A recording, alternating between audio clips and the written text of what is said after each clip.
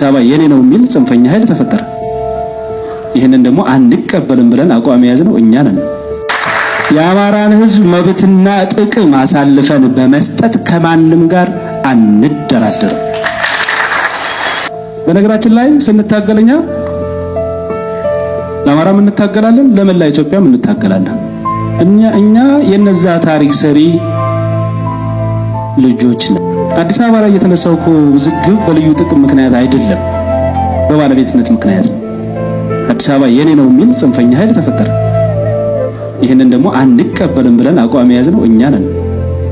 አዲስ አበባ የአዲስ አበባዎች የኢትዮጵያ ሕዝቦች እና የአገሪቱ ዋና ከተማና መናገሻ እንዲሁም የአፍሪካ መዲና ናት።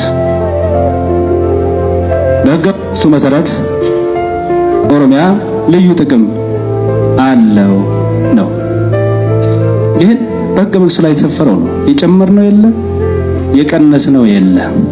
ልዩ ጥቅም ማለት ምንድነው የሚለው ዲፋይን አልተደረገም። ሰው እንደፈለገ እንዲተረጉሙ ያስገድደው እሱ ነው። ግን አንድ ሁለት ነገር ልናገር። አዲስ አበባ ዙሪያው ሪሶርስ ይጠቀማል። ውሃን እንውሰድ። የውሃ ጋን መቼም መሬት ነው፣ ከየት እንደሚመጣ አይታወቅም። ደንና ተራራማ አካባቢዎች ናቸው የውሃ ጋን እያልን የምንወስዳቸው። አዲስ አበባ እንዲህ አይነት ሪሶርሶችን መጠቀሙ አይቀርም። ስለዚህ ውሃ ይለማል። ከሚለማው ውሃ የዙሪያው የኦሮሞ አርሶ አደሮች እንዲጠቀሙ ቢደረግ ምን ነውራል? ይሄም ልዩ ጥቅም ነው። ምክንያቱም አማራ ክልል እዚህ ዙሪያ ከሚወጣው ውሃ ሊጠቀም አይችልም።